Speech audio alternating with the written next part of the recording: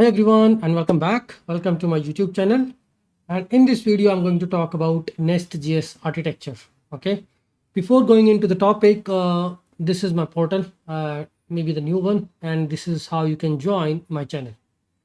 You can join the Discord server, and if you have any question, you can directly post the question to me.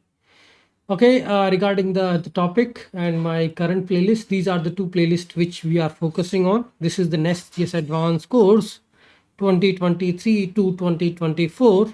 And then another playlist where I am adding the more and more videos is all about Nest.js and interaction, Nest.js microservices and the serverless architecture. So we are using some AWS components and interaction of those with the Nest.js microservice. So these two playlists will go on, I think, couple of months and more focused on these two playlists only. Okay. So in this video, we are talking about Nest.js architecture, which you can consider as a part of advanced Nest.js course playlist part.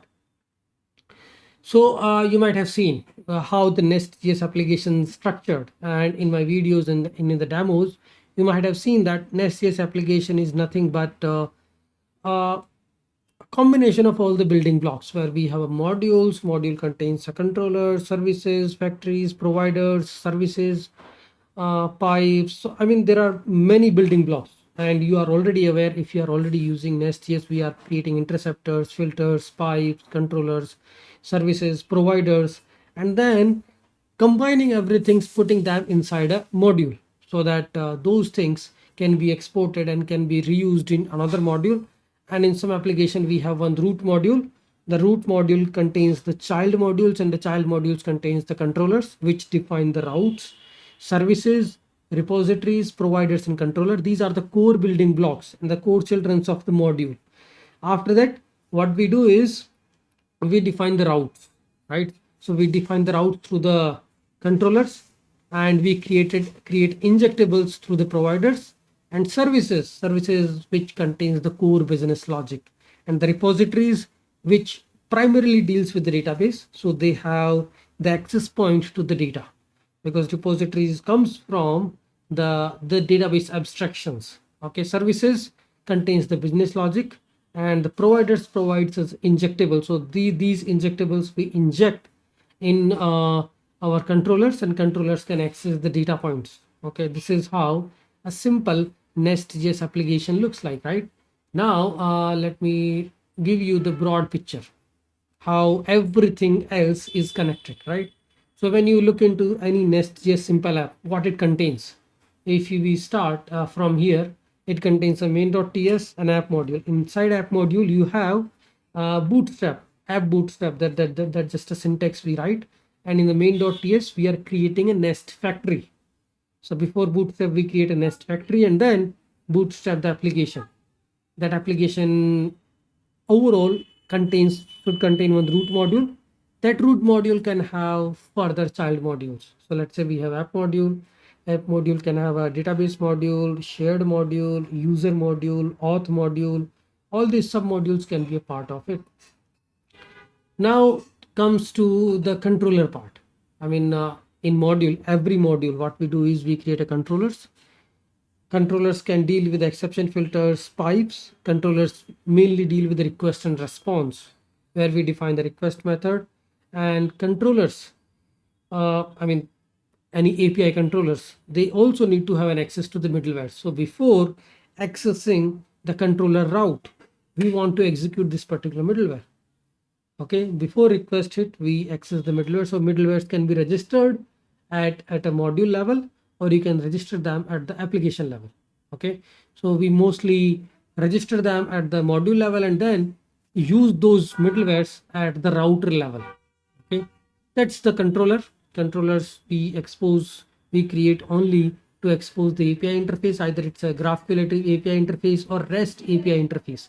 We can also associate exception filters with the controllers, so that when a controller returns an exception, we can handle that exception. We can customize the exception response code, because your code might throw some built-in exception. Okay, user conflict exception 409, because user email already exists. So these kind of exceptions you can send a detailed message as tech trace for the development for the user, right? And here comes the DI, dependency injection. What we do is in the controller we inject the service and we call the method of a service. Service already has an access to the providers, right? So this is a service. When we do the dependency injection of service X has an access to the injectable repositories. So repositories are nothing but a type ORM repository or any other ORM you are using. The repositories has access to the data. And service, what service needs? In service we are writing a business logic that need an access to the data so that we inject injectable providers inside a service and we access that. Other than that, we associate metadatas and decorators. You can write your custom decorator and metadatas, which the metadata, whatever the metadata you associate, that will go through the request flow. Other than that, we create a pipes, guards, interceptors. Interceptor you can register at the module level or application level. Sorry, at the controller level or at application level. At the app instance, that app dot use this interceptor. These are the guards. So we create auth guard, role guard, these kind of guards to pre-check some conditions before request hits the router. And then, so these are actually the core building blocks of Nest.js architecture, where we have a Nest.js application, we have root module. Root module contains the controllers, providers, services, repositories, and these additional building blocks where you can create a guard. You can create an interceptor, exception filters, validation pipes. Validation pipes actually used to validate your request, which is coming to the Nest.js. Okay, so this is all about, and we are covering all those things. We keep talking about the Nest.js in-depth architecture in our coming videos also. This is just maybe another diagram to explain a couple of more aspects. What do we have inside modules? Module uses middlewares. I mean, we register the middleware like auth middleware or a token middleware in the module level while writing the module class. Module imports the controllers. So controller communicates with the providers, and provider has an access to the repositories which connects or access the database. Right? This is how all these dots are connecting to each other, right? So services interacts with the repositories because services, we define the logic inside the services, and services need an access to the data. So they communicate with the repositories. Repositories are representing the database or ORM entities where you do the repository.find, repository.find all, find and update, and all these things will directly trigger a query to the database. Okay. This controllers receives a request from the client like it's a router. So we send HTTP GET, put, post, delete. Controller communicate with the provider. Provider injects the dependency into services. So how services are able to access the data? Because providers provide a dependency injection into services. A module provides the providers, and module registers all the services. So in app module, we have imports, exports, providers, controllers, all these building blocks. So this is how all these building blocks combined creates the Nest.js application, and we bootstrap that through the main.ts using Nest Factory. But this is pretty much how it all works.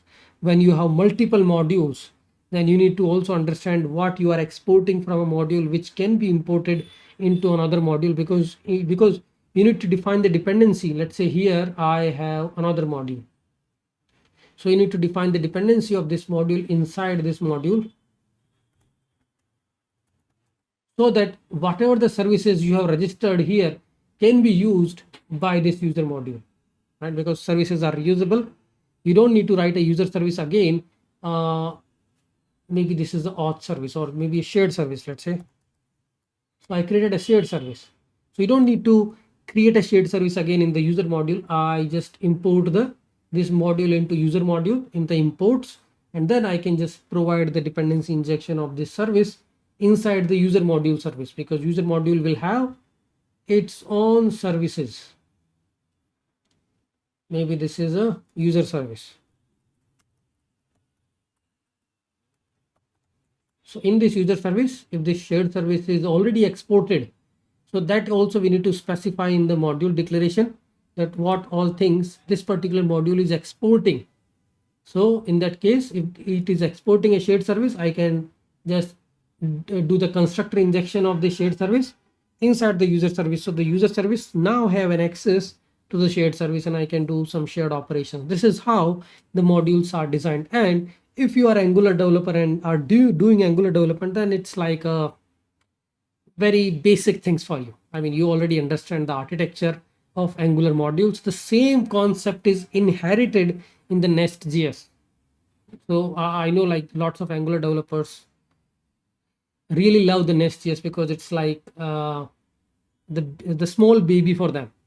Okay, that's it, guys. This is all about Nest.js architecture with this, these flow diagrams, which helps you to understand the overall pictures.